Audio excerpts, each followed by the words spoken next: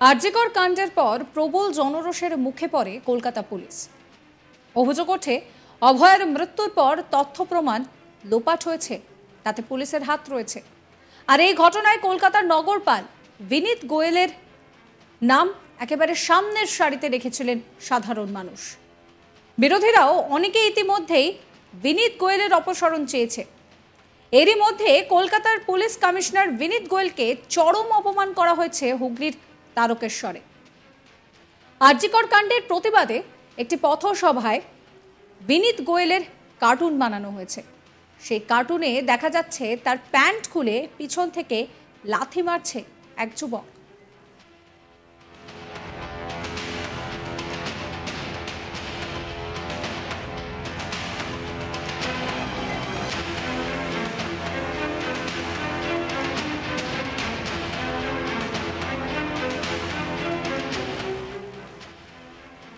আরজিকর কাণ্ডে অপরাধীদের শাস্তির দাবিতে সাধারণ নাগরিকদের পথসভার আয়োজন করা হয় তারকেশ্বরে।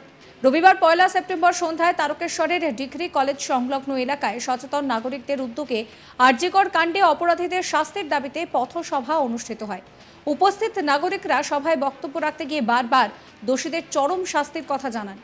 এই প্রতিবাদ সভায় মহিলারা একদিকে মোমবাতি জ্বালিয়ে প্রতিবাদে ঝড় তোলেন, অন্যদিকে পুরুষরাও আরজিকর কাণ্ডে দোষীদের চরম শাস্তির জন্য স্লোগান তোলেন।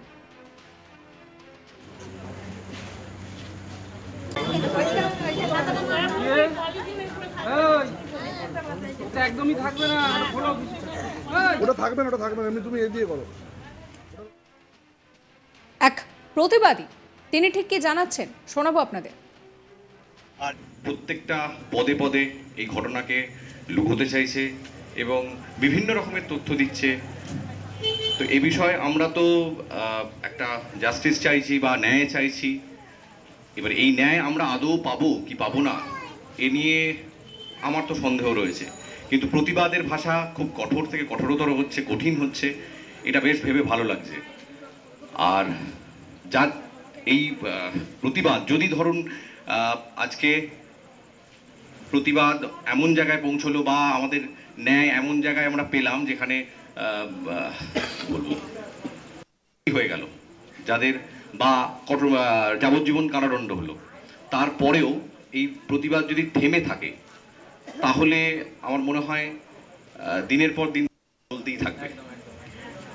প্রত্যেকের বাড়িতে বাড়িতে প্রত্যেকের মা, যারা মা বোন আমরা রয়েছি বা যারা আজকে বাড়িতে আমাদের ছোট ছোট বাচ্চারা রয়েছে, তাদেরকে যদি আমরা অন্ততপক্ষে এই নীতিগত শিক্ষায় একে অন্যকে এবং নারী পুরুষ অন্যকে পরস্পরকে যদি সম্মান করতে শেখাই, তাহলে আমার মনে হয় যে পরবর্তী ভবিষ্যতে এই নামক এই সামাজিক ব্যাধিটা হয়তো কোথাও গিয়ে আমরা এর থেকে মুক্তি পাবো।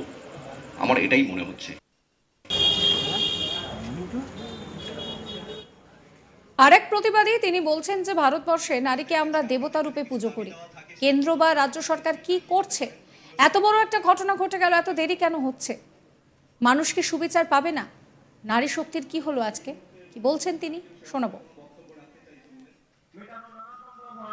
ভারতবর্ষ যেখানে আমরা নারীকে দেবতা রূপে পুজো করি, সেই ভারতবর্ষে নারী সেফটিটা আজকে কি রয়েছে? আমি বলতে চাই কেন্দ্র সরকার বা রাজ্য সরকার কি করছে এখানে? আজকে এতদিন একটা ঘটনা ঘটে গেল, এখনো কেউ সুবিচার পেল না। কি কারণে এত ডিলে কেন হচ্ছে? যেখানে পোস্টমর্টমের রিপোর্টটাকেও চেঞ্জ করে দেয়া হচ্ছে। কি হচ্ছে আজকের দিনে? মানুষ কি সুবিচার পাবে না? নারী সেফটিটা কি রইলো আজকে? আজকে মানুষ আজকে যদি এরকমই চলতে থাকে, মানুষরা তো রাস্তায় বেরোতে ভয় পাবে।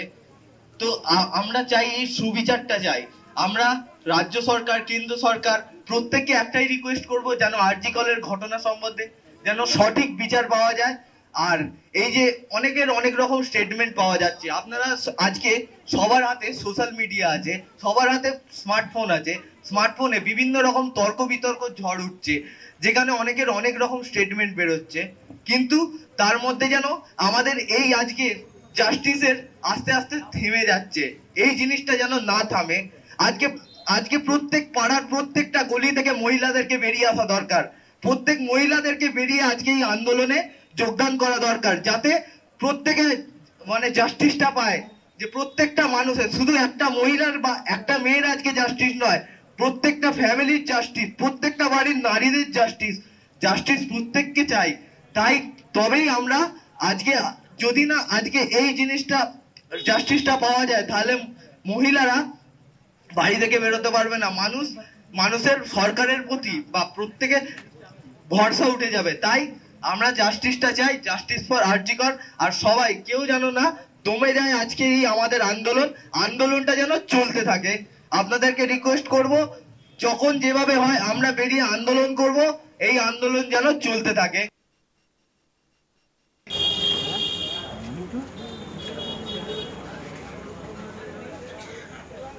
তাদের কাছে আপনাদের যদি কিছু দাবি দেওয়া থাকে সেগুলো আপনারা এখানে। এই নিয়ে আমার কালিক ভোলানাথ সাহার একটি রিপোর্ট দেখাবো। হুগলি তারকেশ্বরে নাগরিক সমাজের একটি প্রতিবাদ সভা থেকে কলকাতার পুলিশ কমিশনার বিনীত গোয়েলের চরম অপমানের ছবি ধরা পড়ল। প্রতিবাদীরা একটি কার্টুন বানিয়ে যে পেছন থেকে একটি যুবক কলকাতা সিপিকে লাথি মারতে দেখানো হয়েছে। এছাড়া প্রতিবাদীরা তার মধ্যে মহিলা পুরুষ ধর্ম বর্ণ নির্বিশেষে সবাই সামিল ছিলেন। বাচ্চা থেকে বয়স্ক 8 থেকে 80 তারা কিন্তু মোমবাতি জ্বালান, তারা প্রতিবাদের ঝড় তুলেন। তারা দাবি জানান যে আরজিকর কাণ্ডের যারা প্রকৃত দোষী আছে তাদেরকে এখন অবধি কেন আড়াল করা হচ্ছে না। শুধু সঞ্জয়ের একা পক্ষে একজন মহিলা ডক্টরকে এই নৃশংসভাবে করা সম্ভব নয়। তারা কিন্তু একদিকে হাসপাতাল কর্তৃপক্ষের বিরুদ্ধে সোচ্চার হয়ে জানান যে এই গোটা ঘটনা বিষয় হাসপাতাল কর্তৃপক্ষ পুরো ইনসেনসিটিভনেস ধরা পড়েছে। তার ছাড়া কলকাতা পুলিশ যে রুল বুকে যেটা সুপ্রিম কোর্টে গাইডলাইন আছে কি যে সিন অফ ক্রাইমকে কর্ডেন করা থেকে শুরু করে যে তড়িঘড়িভাবে যে অভয়ার ডেড বডিটাকে পোড়ানো হয়েছে, সেটা গোটা কলকাতা পুলিশকে মানে সাসপিশনের দায়রা এনে দিয়েছে। তারা দাবি করেন কি এই গোটা বিষয় কিন্তু পুলিশ কমিশনার বিনীত গোয়েলও দায়ী আছেন। কিন্তু একদিকে এই কার্টুনকে নিয়ে পুরো গোটা তারকেশ্বরী এলাকায় হইচই হয়ে গেছে। কিন্তু অনেকে বলছেন কি এইভাবে একজন সিনিয়র আইপিএস অফিসারের কার্টুন বানিয়ে অপমান করা মোটেই ঠিক নয়। কিন্তু একটি মহল এটাকে সমর্থন করছেন কি যে বিনীত গোয়েল যেভাবে গোটা অভয়ার তদন্তে ঢিলেমি করেছেন, প্রমাণ লোপাট কাজে তিনি সাহায্য করেন, তার কিন্তু এই কার্টুন বানিয়ে তাকে সাবস্ক্রাইব করবেন আজ তাক বাংলার ইউটিউব চ্যানেলকে, ফলো করবেন হোয়াটসঅ্যাপ চ্যানেলও।